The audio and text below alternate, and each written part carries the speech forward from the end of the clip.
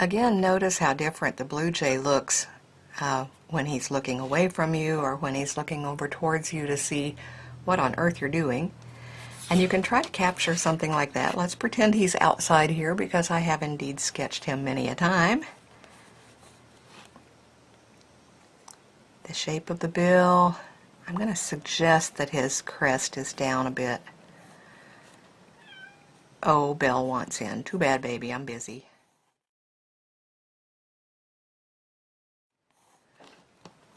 Notice the length of the neck.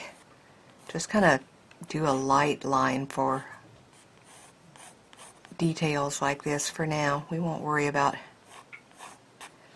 doing a finished work because he's right outside the window, remember? As John says, don't draw what you can't see. Don't extrapolate. Don't worry about it. It's a field sketch. You don't need to have every detail there if you can't see it. You just want to capture the shape. And I feel like I'm cheating here because I have this photo and I can see all this. I'm sorry. This is not how I normally work, but trying to do a demo without a bird sitting out there is a little bit more difficult. They have quite a round eye. And I think his beak needs to be just a bit longer. Observe the details as you go along, and that'll help you to at least capture the pose and the shape. This time he's looking at me, so I can't see his crest, and I'm just going to block in these shapes. The round eye, and his bill is doing something here. His head almost looks flat on top.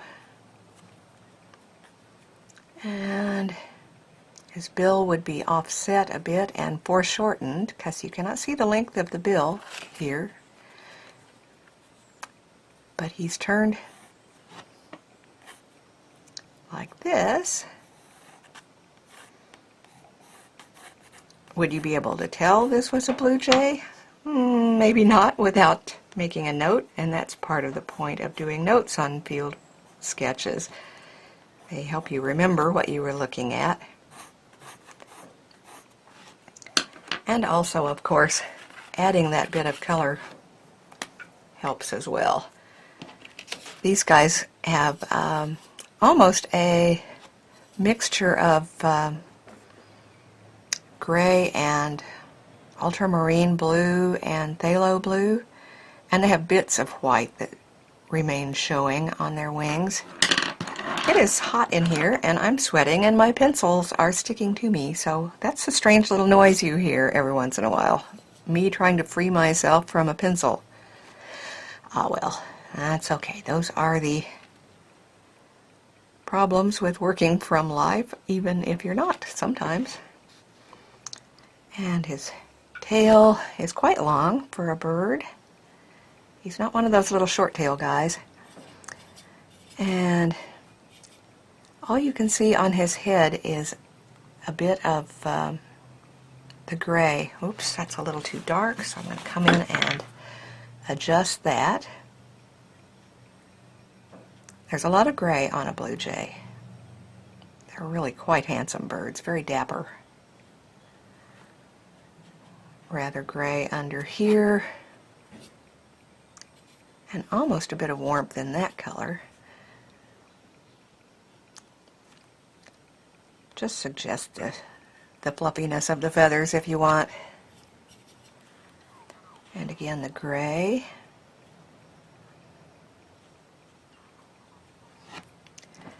And they've got some black on their wings too, and I should be letting this dry thoroughly, but I'm not, because we're assuming that I'm doing a field sketch here. This is an imaginary field sketch, a virtual field sketch. And their tails have a bit of striping like this. Observation will tell you more than anything. Getting out there and making notes in your own journal, paying attention. Again, you can see a little bit of his marking here, which is dark. A little bit more dark there. And, that funny foreshortened beak. See, I'm not worrying about a field guide quality sketch, just catching the feeling of blue jay. Let's do another one and make him look more like a jay.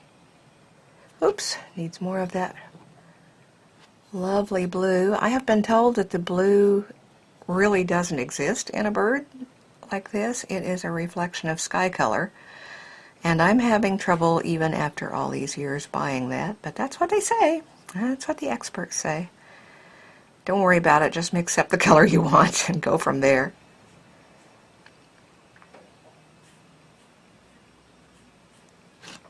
And just a bit of the blue shows this time on his tail.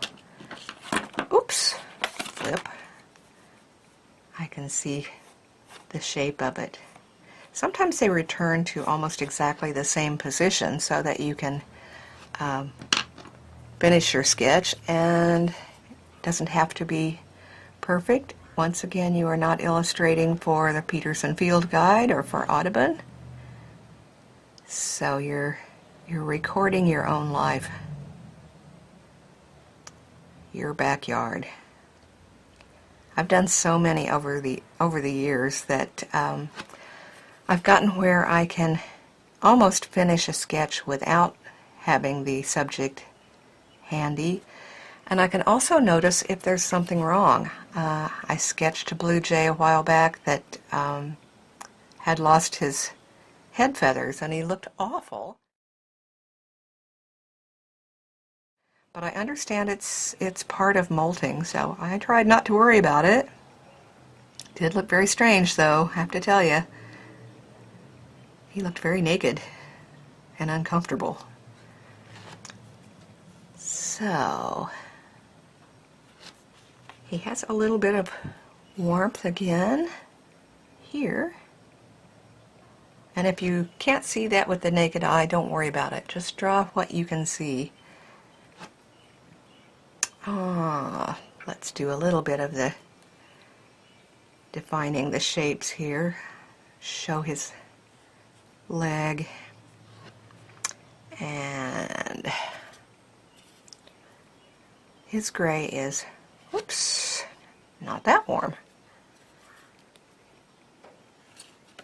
I'm going to put that aside and not worry about it. How about suggest the bands that I know are here and the black on the wings that I know is there. I mix my own blacks mostly. This is burnt sienna and ultramarine, and it's quite a serviceable black. Dark anyway, see? And you can also mix your own with all the primaries together. Alright, there's our J pair, and let me just kind of show you. Trying to clean my brush here quickly. That's the only drawback with water brushes, is that they don't clean quite as quickly as a tub of water and a real watercolor brush, a regular watercolor brush. That's burnt sienna and ultramarine made this color.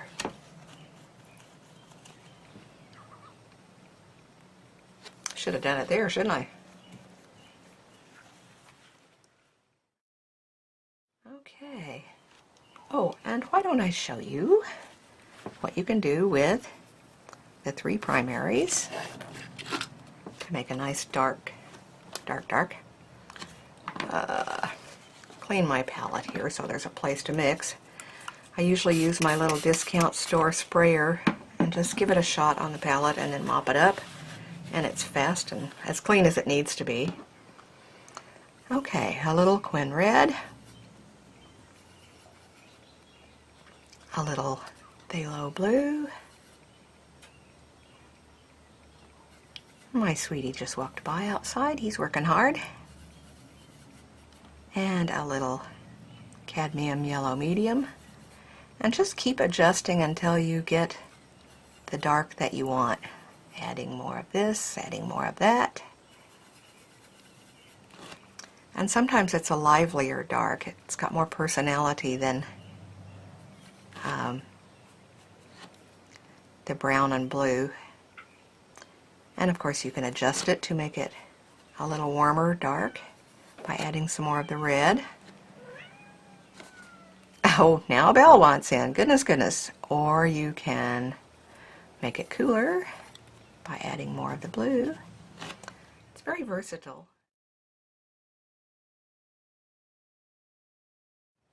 And it's certainly livelier than carbon black or any of the other blacks that you can buy. I like it.